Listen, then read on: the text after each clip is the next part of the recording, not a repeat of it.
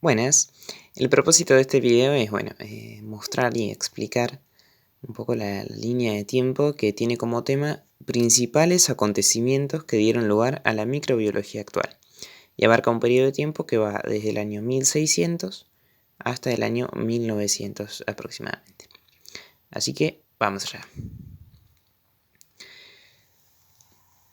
Para empezar, tenemos un largo periodo que abarca varios siglos en los que se sospechaba la existencia de criaturas demasiado pequeñas para ser percibidas a simple vista, pero no había forma de comprobar ese hecho, así que se quedaba en suposiciones. Al inventarse el microscopio, los primeros avances salieron a la luz. En el año 1664, como se puede ver, el inglés Robert Hooke describió los cuerpos fructíferos de mohos u hongos, que son células eucariotas. Ahí en la imagen se pueden ver los dibujos que Hooke realizó a partir de sus observaciones en los microscopios. Para dar el siguiente paso, Para dar el siguiente paso, hacía falta alguien muy minucioso y que supiera dar un uso cabal de los elementos precarios de los que disponía. Y esa persona fue Antony van Leeuwenhoek.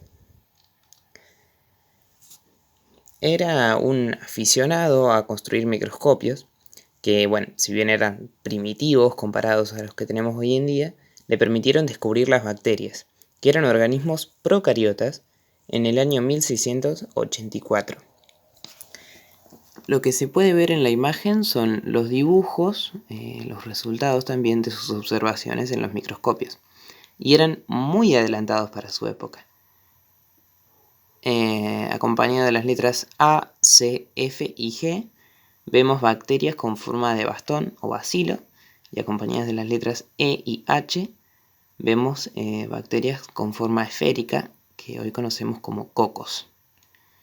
Por estos relevantes hechos es que Leeuwenhoek hoy en día es considerado el padre de la microbiología.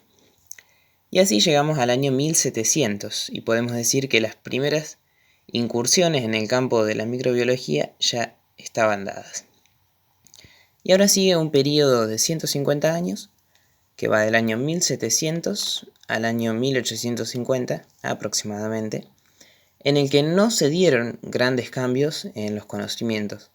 ¿Por qué? Porque se carecía de las herramientas necesarias, tales como el microscopio, y también no había un móvil monetario, si se quiere, o social, que impulsara a los científicos a incursionar en ese tema. Pero a partir de 1850, la cosa cambió un poco. ¿Por qué? Porque saltaron dos incógnitas que contribuyeron de forma muy significativa al desarrollo de esa ciencia.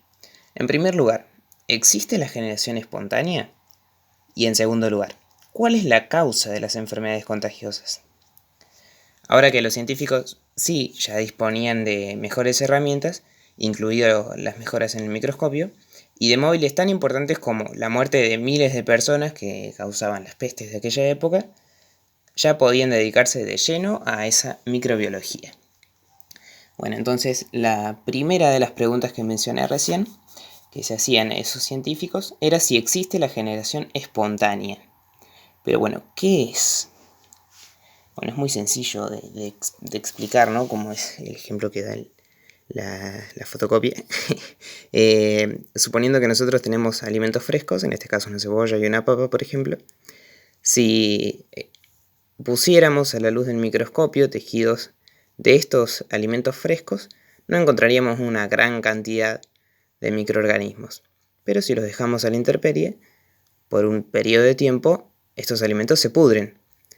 Y si analizamos los tejidos putrefactos de estos mismos alimentos, van a estar llenos de bacterias. Entonces, ¿de dónde salieron esas bacterias?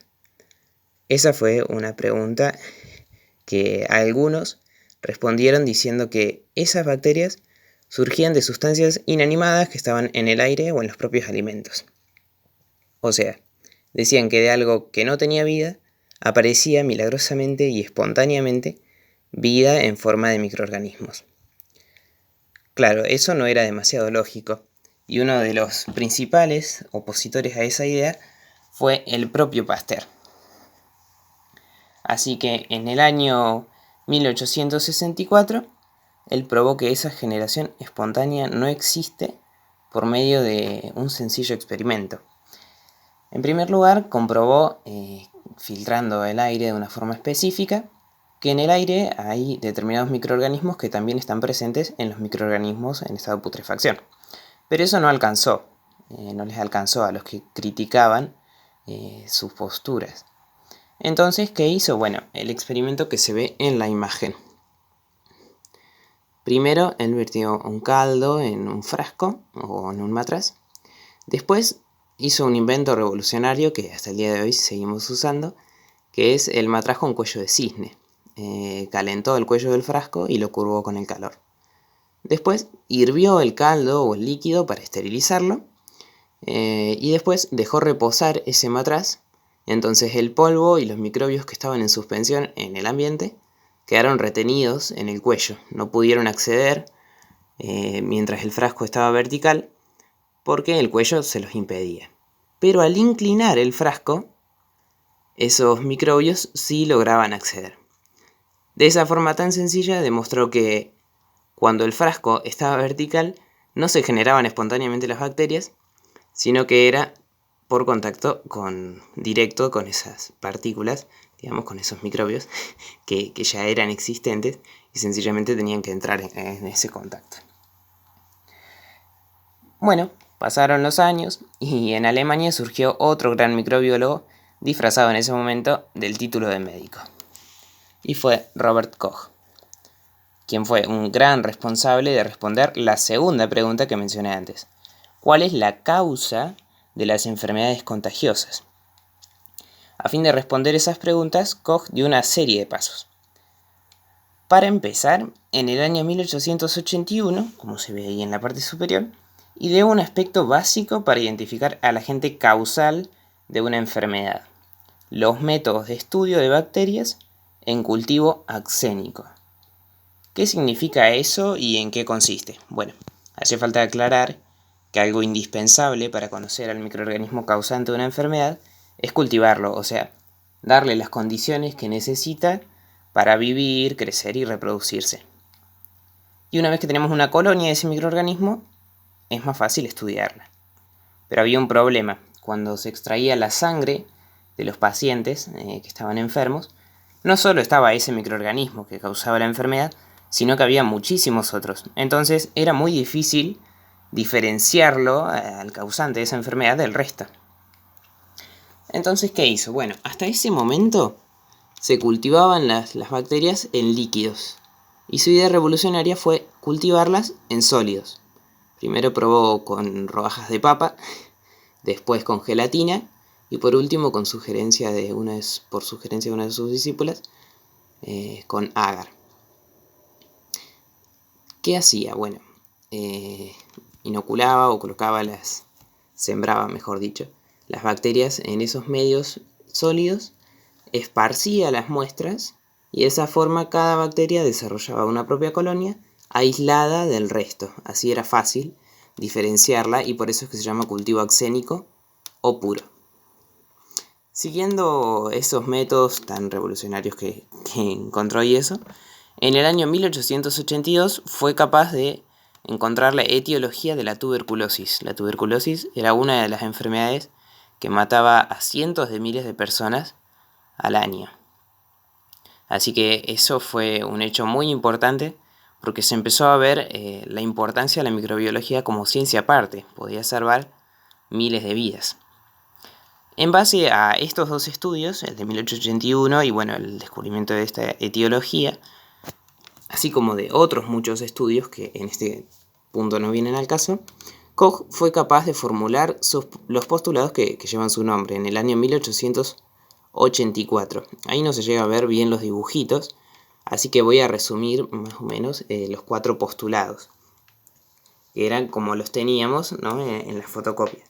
El postulado primero dice que el microorganismo patógeno sospechoso debe estar presente en todos los casos de la enfermedad y ausente en animales sanos. El postulado 2 dice que el microorganismo sospechoso debe cultivarse en un cultivo puro. El postulado 3 dice que las células de un cultivo puro del microorganismo aislado deben causar la enfermedad en animales sanos. Y el cuarto postulado, que el microorganismo debe ser reaislado y ser idéntico al original. ¿Qué significa? Bueno, tenemos los dos ratones ahí arriba. La línea de la izquierda pertenece a un ratón enfermo y la línea de la derecha a un ratón sano.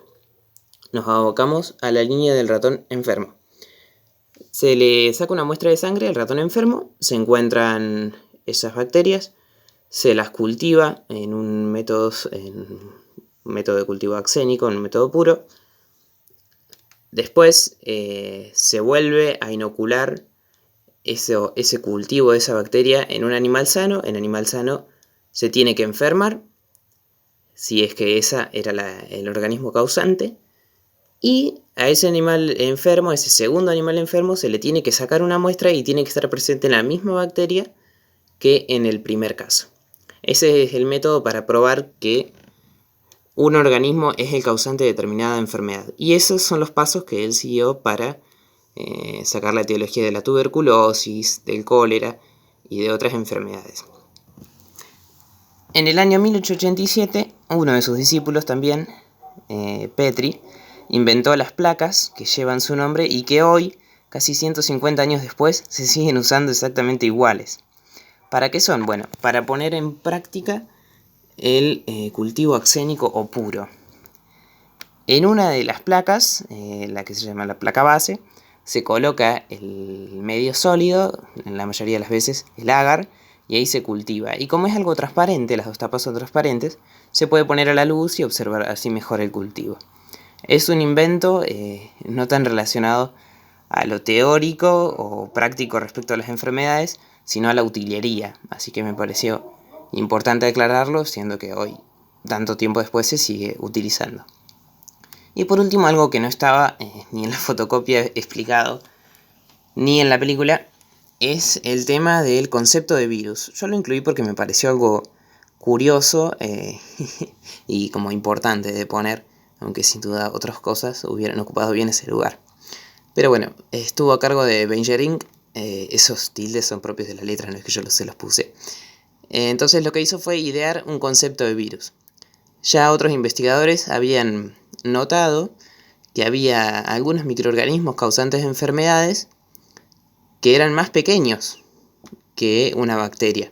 El propio Pasteur, cuando estudiaba la rabia, observó, bueno, de hecho no pudo observar al agente causal, entonces tuvo que limitarse a deducir. Lo que hizo Benjamin fue todo eso que se venía viendo, armar un concepto de virus, que bueno, hoy en día está bastante extendido y bueno, más ahora con la pandemia que estamos viviendo, ¿no? Así que me pareció importante aclararlo. Llegado el año 1900, se puede ver, ¿no?, como en esas 2 décadas